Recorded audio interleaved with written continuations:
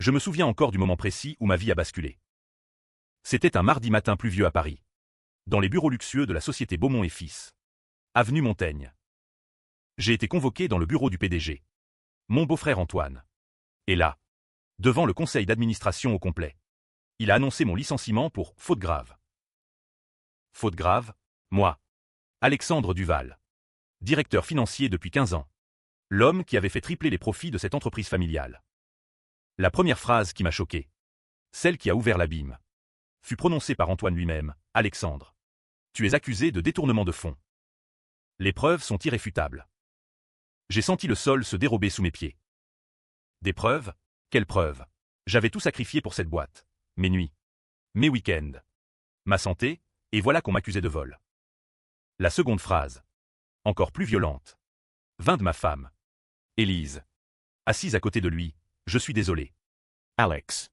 Mais je ne peux plus vivre avec un criminel. Elle. Ma femme depuis 12 ans. La mère de mes 2 enfants. Me regardait avec un mépris glacé que je ne lui avais jamais vu.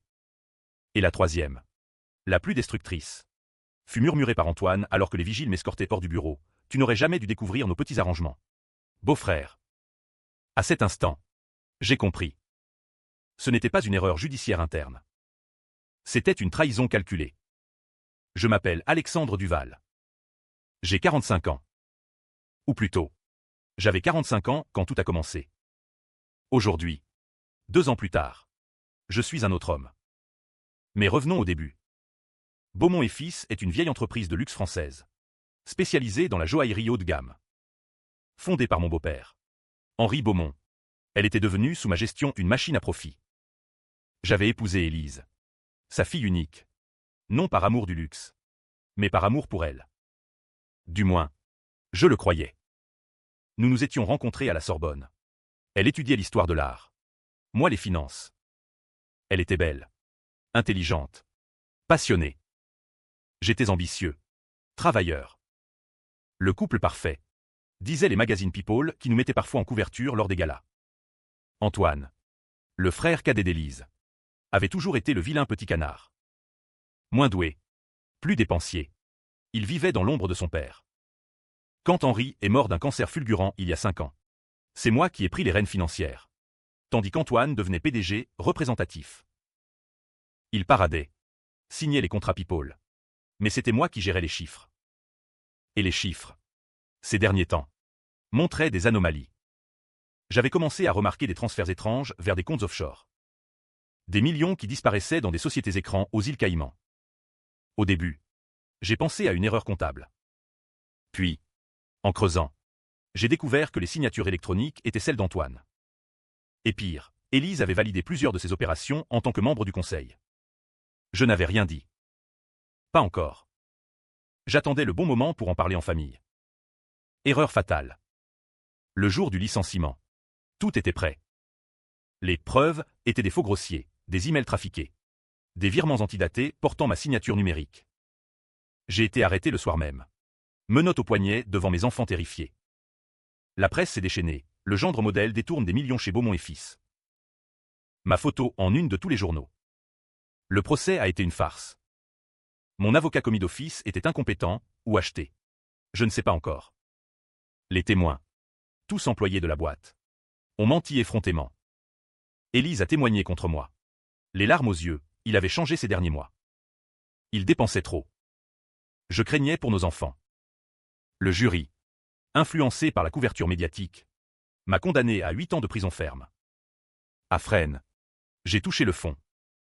Les premières semaines, j'ai pensé au suicide. Puis la rage est venue. Une rage froide, méthodique. J'ai commencé à réfléchir.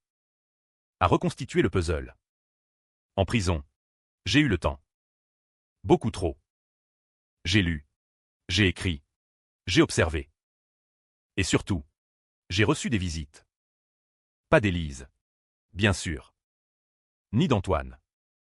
Mais d'une ancienne collaboratrice, Claire Morel, qui avait démissionné 6 mois avant le scandale. Elle risquait gros en venant me voir. Mais elle l'a fait. Alexandre, murmura-t-elle derrière la vitre du parloir. Ce n'est pas vous. Je sais qui c'est. Et elle m'a glissé un USB caché dans un paquet de cigarettes. Dedans, des preuves. Des vrais. Des captures d'écran des vrais transferts. Signés par Antoine et Élise. Des emails entre eux où ils planifiaient mon élimination. Il devient trop curieux. Écrivait Élise. Il faut le neutraliser avant qu'il ne parle à Papa Henri. Même si Papa est mort. Papa Henri. C'est là que le deuxième secret a surgi. Claire m'a révélé ce que peu de gens savaient. Henri Beaumont n'était pas mort de cancer. Il avait été empoisonné.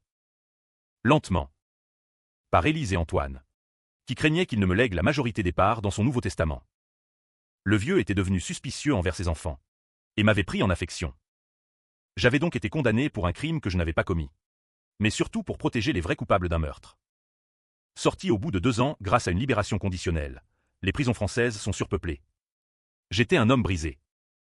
Interdiction de travailler dans la finance. Casier judiciaire. Divorce prononcé en mon absence. Enfant qui me regardait comme un monstre. Élise avait obtenu la garde exclusive. Mais j'avais les preuves. Et j'avais un plan. Dehors. Paris m'apparaissait différente. Plus froide. Plus hostile. Les mêmes rues. Les mêmes cafés. Mais je n'étais plus le même. J'avais loué un petit appartement sous un faux nom dans le 19e arrondissement. Loin des quartiers chics. J'y vivais comme un fantôme. La première chose que j'ai faite fut de contacter un avocat sérieux cette fois. Maître Laurent. Spécialiste des affaires financières complexes. Il a examiné les preuves de Claire. Son verdict, c'est du lourd. On peut rouvrir le dossier. Mais ça va prendre du temps. Et de l'argent. De l'argent. Je n'en avais plus. Tout avait été saisi. Compte bloqué. Bien vendu pour rembourser la société. Mais il me restait une chose qu'ils ignoraient, un compte offshore que j'avais ouvert moi-même des années plus tôt. Pour un client japonais. Personne n'était au courant. Pas même Élise. Dedans, 650 000 €. Pas des millions. Mais assez pour commencer. Claire m'a rejoint. Elle avait 38 ans. Célibataire. Ancienne directrice adjointe des comptes. Elle avait démissionné quand elle avait flairé le coup monté. Je n'ai pas pu vous prévenir à temps. Alexandre. J'avais peur. Nous sommes devenus proches. Très proches. Dans mon petit appartement sombre. Elle était la seule lumière. Ensemble. Nous avons commencé à reconstruire le dossier. Mais rouvrir un procès prendrait des années. Et je n'avais pas des années. La rage bouillonnait. Je voulais plus qu'une réhabilitation. Je voulais qu'il souffre comme j'avais souffert. C'est la quenne et le plan. Beaumont et fils étaient en difficulté. Les détournements d'Antoine et Élise avaient continué après mon départ. Ils vivaient sur un grand pied, villa à Saint-Tropez. Appartement à Londres, mais l'entreprise saignait. Les actionnaires minoritaires commençaient à poser des questions. J'ai décidé de les achever de l'intérieur. Grâce à mes anciennes relations, j'ai contacté un fonds d'investissement suisse discret. Sous une identité falsifiée, merci les contacts de prison, j'ai proposé un rachat hostile. Le fonds, intéressé par la marque prestigieuse en difficulté, a accepté de me suivre. J'ai investi mes 650 000 € comme apport personnel anonyme. Phase 1, faire chuter le cours de l'action. J'ai commencé à répandre des rumeurs. Pas n'importe lesquelles. Des vraies. Étayées. Via des journalistes d'investigation que j'avais connus autrefois. Libération. Le canard enchaîné. Des articles sur des irrégularités comptables chez Beaumont et fils. Des questions sur la mort suspecte d'Henri Beaumont. La presse a mordu. Antoine a paniqué. Il a convoqué des conférences de presse. Nié en bloc. Élise jouait la veuve éplorée de l'entreprise familiale. Mais le mal était fait. Le cours a chuté de 40% en 3 mois. Phase 2, me rapprocher d'eux. J'ai changé d'apparence. Barbe. Lunettes. Cheveux teints. Je me suis présenté comme consultant indépendant à un cabinet qui travaillait pour Beaumont. Ils m'ont engagé pour redresser la barre. Ironie du sort. Le jour où je suis entré à nouveau dans les bureaux d'avenue Montaigne. Mon cœur battait la chamade. Antoine m'a serré la main sans me reconnaître. Ravi de vous rencontrer. Monsieur Durand. Élise m'a à peine regardé. J'ai passé des semaines à auditer les comptes. À voir de mes propres yeux l'ampleur du désastre. Ils avaient détourné plus de 60 millions d'euros. 65. Précisément. Et là, j'ai compris comment les détruire définitivement. Le plan était diabolique. Mais juste. À mes yeux. J'ai créé une série de sociétés écrans. Cette fois en mon nom caché. Grâce au fonds suisse, j'ai racheté discrètement des actions Beaumont sur le marché. Petit à petit. Quand j'en ai eu assez, j'ai lancé l'OPA hostile. Le jour de l'annonce, ce fut le chaos. Antoine a hurlé au complot. Élise a pleuré devant les caméras.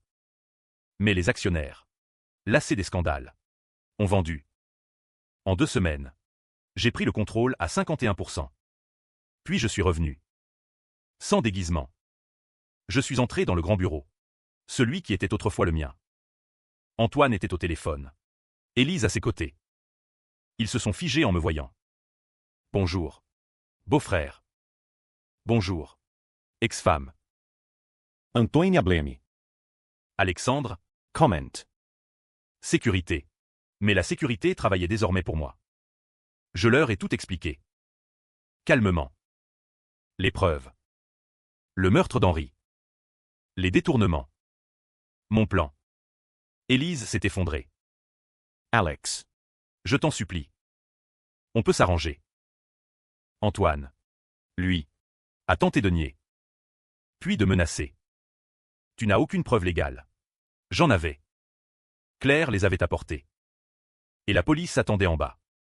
Mais je n'ai pas appelé la police tout de suite. Je voulais qu'ils choisissent. Vous avez 2 options. Ai-je dit. Première, je livre tout à la justice. Vous finissez en prison pour meurtre et escroquerie. Vos enfants, mes enfants, grandiront avec des parents criminels. Élise a sangloté. Seconde option, vous signez le transfert immédiat de vos parts restantes. Vous partez avec rien. Et vous disparaissez. Je ne porte pas plainte. Les enfants garderont une mère et un oncle en voyage d'affaires. Antoine a nerveusement. Tu bluffes. Tu ne ferais pas ça à tes propres enfants. J'ai sorti les photos. Des photos de mes enfants. Heureux avec moi avant. Et des extraits de leur cahier d'école. Papa est en prison. Il a volé. Je l'ai déjà fait pour vous protéger. Ai-je répondu. Souvenez-vous, j'ai failli me taire sur vos détournements. Mais vous m'avez sacrifié. Silence pesant. Élise a signé la première. Tremblant. Antoine a résisté plus longtemps. Puis il a cédé. J'avais tout. L'entreprise. Les 65 millions détournés. Que j'ai récupérés via les comptes offshore que je contrôlais désormais. Ils sont partis. Avec une valise chacun. Direction inconnue. Mais l'histoire ne s'arrête pas là. Car il y avait un twist que personne n'avait vu venir. Même pas moi. Claire. Ma sauveuse. Mon amante. La femme qui m'avait tout révélé. Un soir. Après la victoire. Alors que nous fêtions dans mon nouvel appartement avec vue sur la Seine.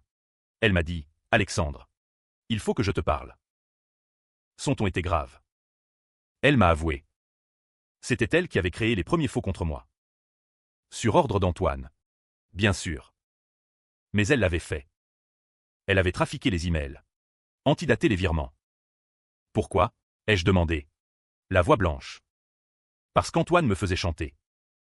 Il avait découvert que j'avais une liaison. Avec ton beau-père Henri. Henri. Le vieux. Morte empoisonnée. Et le poison. Elle a baissé les yeux. C'était moi. Antoine m'a forcé. Il disait que si je refusais, il révélerait tout à Élise et me détruirait. Henri voulait changer son testament en ma faveur. Il m'aimait. Alexandre. Vraiment. J'étais abasourdi. Claire avait tué Henri. Puis aidé à me faire condamner. Puis, rongée par la culpabilité, elle avait décidé de se racheter en me sauvant. Je t'aime. Alexandre. Depuis toujours. C'est pour ça que j'ai changé de camp. Amour ou calcul, je ne savais plus. La confrontation finale eut lieu dans l'ancien bureau d'Henri Beaumont, que j'avais restauré. J'avais convoqué Élise, Antoine et Claire. Ils sont venus séparément, sans savoir que les autres seraient là. Quand ils se sont vus, l'atmosphère était électrique. Je leur ai tout révélé. Les aveux de Claire. Le rôle de chacun. Antoine Harry. Tu vois, Alexandre, tout le monde te trahissait. Même ta petite sauveuse. Élise pleurait en silence. Claire me suppliait du regard. J'ai sorti 3 enveloppes. Chacun d'entre vous a tué une partie de moi. Henri. Ma liberté. Ma famille. Puis j'ai annoncé ma décision. Je ne porterai pas plainte contre personne. Soulagement général. Mais à une condition. Vous allez vivre avec votre culpabilité. Tous les trois. J'ai révélé que j'avais enregistré leurs aveux. Separement. Ces enregistrements sont chez un notaire. Avec instruction de les envoyer à la police si jamais il m'arrive malheur. Ou si je change d'avis. Antoine a bondi. C'est du chantage. Exactement comme vous l'avez fait avec Claire. Comme vous l'avez fait avec moi. Élise a murmuré, et les enfants. Les enfants vivront avec moi. Tu pourras les voir. Supervisee. Si tu te tiens bien. Claire a demandé, et nous? Toi? Claire. Je ne sais pas encore. Peut-être que je te pardonne. Peut-être pas. 2 ans plus tard. Beaumont et Fils est plus prospère que jamais. J'en suis le PDG incontesté. Les 65 millions ont été réinvestis. L'entreprise vaut aujourd'hui le double. Mes enfants vivent avec moi. Ils commencent à comprendre. À poser des questions. Je réponds avec douceur. Élise habite un petit appartement à Lyon. Elle travaille comme conseillère dans une bijouterie. Elle voit les enfants un week-end sur 2. Antoine a fui en Amérique du Sud. On dit qu'il boit beaucoup. Claire. Clara Despero. Un soir. Elle n'est pas rentrée. La police conclut à un suicide. Son corps retrouvé dans la Seine. Mais parfois, je me demande. Car dans son dernier message vocal, Alexandre. Si je disparais, sache que c'était mon choix. Je ne pouvais plus vivre avec ce que j'ai fait. Pardonne-moi. Ou pas. Je n'ai jamais su si c'était vraiment un suicide. Ou si j'avais Inconsignment. souhaité sa fin. La vengeance est un plat qui se mange froid. Dit-on. Mais parfois, il vous brûle les entrailles pour toujours. Je regarde Paris depuis mon bureau. La tour Eiffel scintille. Il pensait m'avoir détruit. Je suis parti avec 65 millions. Et avec quelque chose de bien plus précieux, le contrôle total. Mais à quel prix?